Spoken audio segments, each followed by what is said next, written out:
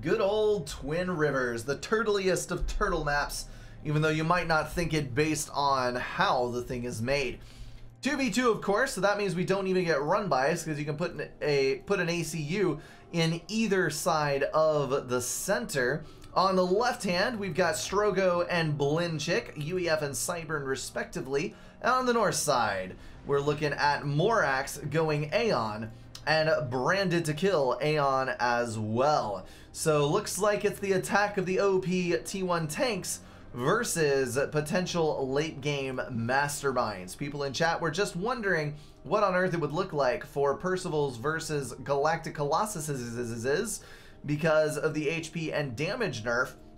We may actually get to see that interaction in this game. One thing I would remind you though is that since the cost of the Percival was nerfed as well, or since the cost was decreased, you're going to have more Percivals for a mass equivalent number to a GC. So while the GC may be able to kill more Percivals, they aren't the same value in mass. That is what I would recommend thinking about. Morax is going for 4 land factories, no air factory planned, picking up some manual reclaim in the back end, Branded to Kill, going first land, second air. This is a 94% balanced matchup, which makes it exceptionally well balanced for this tournament. Lab up front for Blinchik, who is going 3 land factories and an air factory. I think the air factory is planned second, and then Strogo second air as well. I tend to think that 2 land factories to open on Twin Rivers is a better idea than 1 because you do need more land units. But I don't know. Both of these players are better than I, so maybe they have something planned that I know not about. On the north side, Mech Marine was able to pick off the Engineer and might just, no, gonna leave the Mass Extractor behind. The Engineer kills are more valuable than the Mass Extractor kills, and therefore you should move on and get those juicier targets. Over on the left, we've got a Mech Marine versus a Flare. The Mech Marine should win, strictly based on damage and HP values. Then on the right-hand side, we have an attempted aggression by Branded to Kill that's going to meet up with a Mantis. However, there was another Flare that leaked by. Strogo is going to have to deal with that a little bit later on. Mech Marine finally coming into engagement range, a mutual KO between the Flare and the Mech. But that's going to leave no combat units alive to engage this Flare that is now going to run into the back of the base. More T1 tanks engaging on the front line. I'm kind of surprised. Well, no, those are Flares, okay? I'm kind of surprised that no one else has tried to mass spam labs because they are quite a bit stronger than they were in the other balances. So if you're able to get enough of them out, you should be able to swarm your opponent's tanks. But we are just seeing traditional tank engagements for the most part. 4th land factory completing now. We've got power spam down the side for Morax, who is doing quite well for himself on mass, maybe even to the point of overflowing, unless he does something drastic. Oh, wow, what a save. Holy smokes. That was either very, very lucky or very skillful. T1 transport headed out to the north. Strogo going to pick up those extra 4 mass extractors up there. And additionally, Blinchik is going to get the right side expansion, getting a land factory down early with a radar. Branded to Kill is coming south with his transport as well, but that is going to be well behind what Blinchik has already got going. That is why these early air factories were valuable for the Southside team. And you know what I said just a minute ago? It doesn't actually ring as true, because in a 1 versus 1 situation, you're going to want the early aggression of the 2 land factories.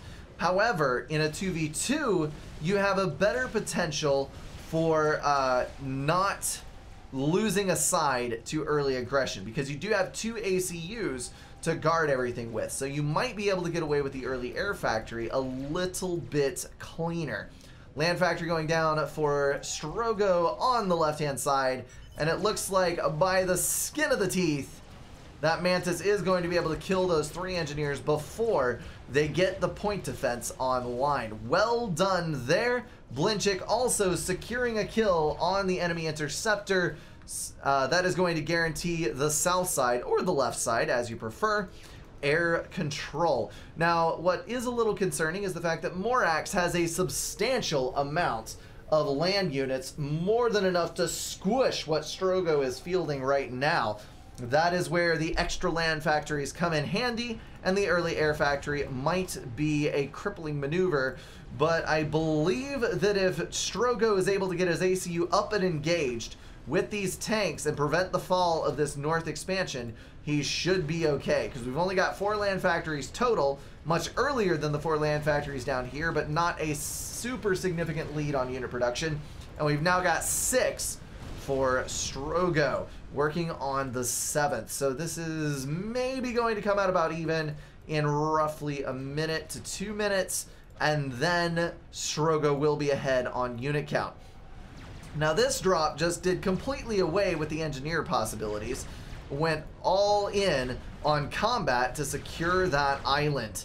So factory is going to get a couple of tanks out, do a little damage on those Auroras, but with 4 Auroras and the absurdly twitchy movement of those hover units, they'll be able to get out of reach of the Striker. Striker just barely surviving, and now the Auroras will move back down into range of the land factory. A little bit of a push from Strogo, a little unwise going against that many Auroras. With a roughly even number of tanks, you're going to lose a third of your tanks before you even get into close engagement range, and more Auroras still being dropped to the left to ensure the destruction of that base. So Strogo is going to be pushed out. Unfortunate indeed. He is going to have a bomber over there, but the dodge is real. All of those Auroras staying alive, and he was not able to push an engineer to one side or the other to keep it active. Looks like we've got another drop. Blinchik moving, looks like Medusas and Mantis. Those are going to go all the way up to the north. Let me see. Right there, they are on radar, so troop movements are already taking place to prevent that. But they will succeed in killing at least the radar and possibly a T1 mechs. Strictly in the units that they pull over to the side, that drop is probably worth it. And then I just realized that Blinchik already dropped Mantis out here, scattering to the 4 winds and killing off all of the engineers in the rear. That is brilliant. Absolutely brilliant. Well done, Blinchik. That is ultimate harassment. Look, 6 mass extractors claimed, no mass extractors claimed, 4 mass extractors claimed, no mass extractors claimed.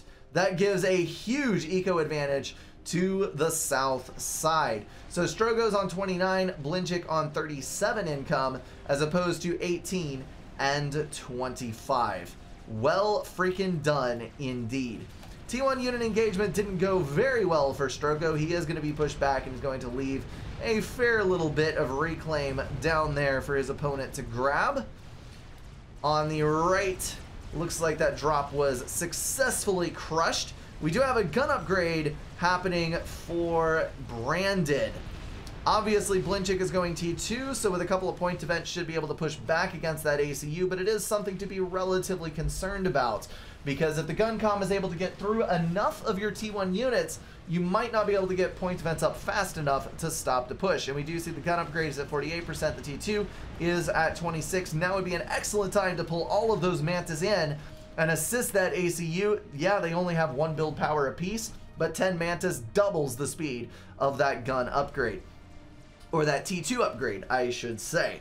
So it is not an insignificant thing by any means.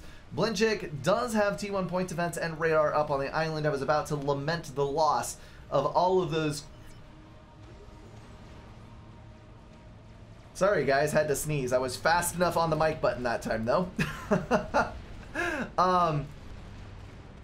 That is going to open up an opportunity for a drop, and Branded is coming down. Like I said, I was about to lament the loss of all of those combat units that got transported up here, leaving the island slightly exposed, but hopefully this will not be too catastrophic. It looks like it's only Auroras, so a T1 point defense will be more than capable of stalling those once they move to the southern portion, but probably this is going to result in a loss of 2 to 3 T1 mass extractors, depending on the micro, how that goes. Let's take a look at the intel. There's our radar rings, and there is the scoutage report. Looks like most everything is up to date, so these guys are doing a pretty dang good job. They also know what's going on down here to a relatively great degree of certainty. If we go down to Blinchik's view, a little bit less intel being gathered. Strogo not pinging across his opponent's base, although take that with a grain of salt because he has had better things to do since he is resecuring his island.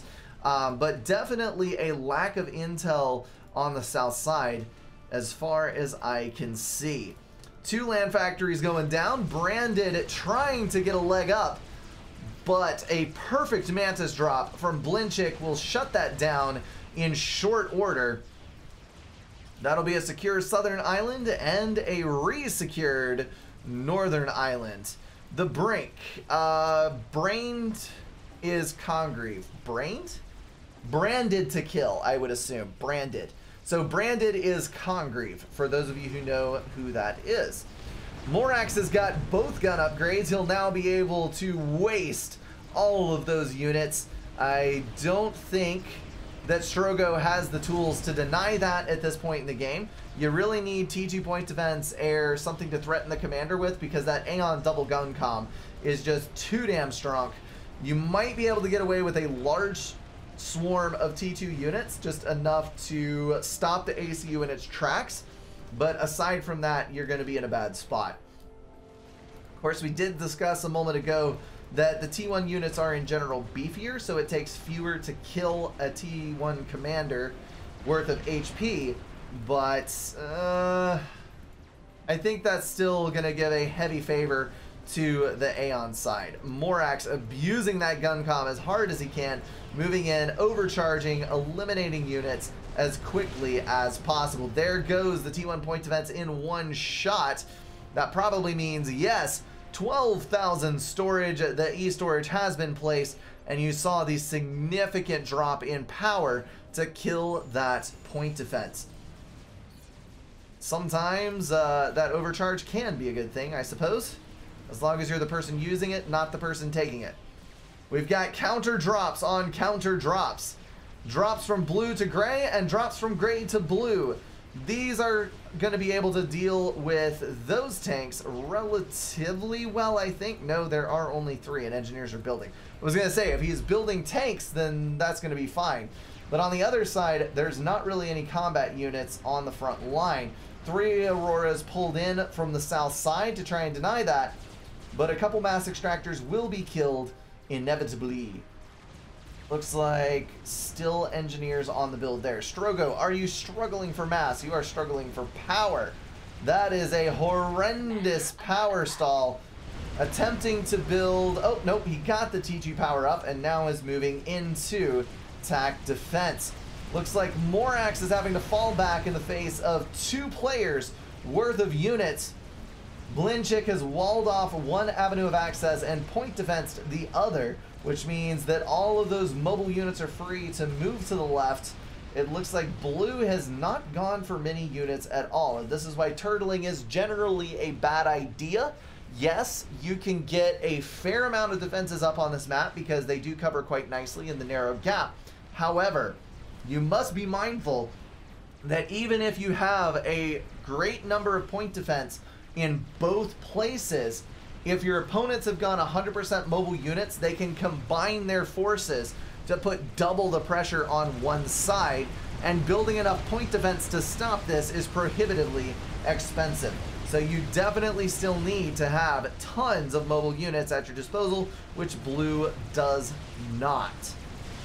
Morax is under very heavy fire right now. Strogo at full HP, wading into the battle. This is definitely the right move. Morax, WTF, this lag. I don't know. I don't see any lag, so I don't know what you're talking about. Then again, I'm in a live replay, so I may not even have a good point of view on that. Morax down to 3,800 HP.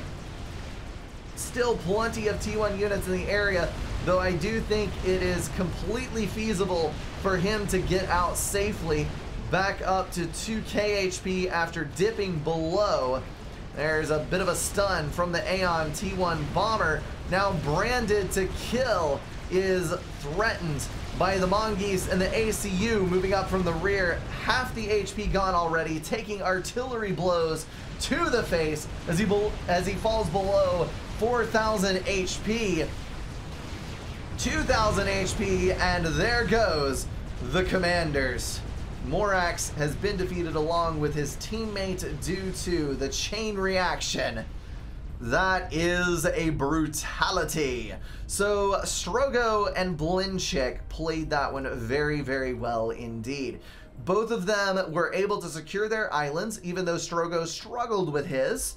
That did give them a huge mass advantage. Blinchik once again executing massive amounts of aggression on the other side of the map, drops everywhere, raids everywhere, hampering the efforts of his opponents to deal with the mess.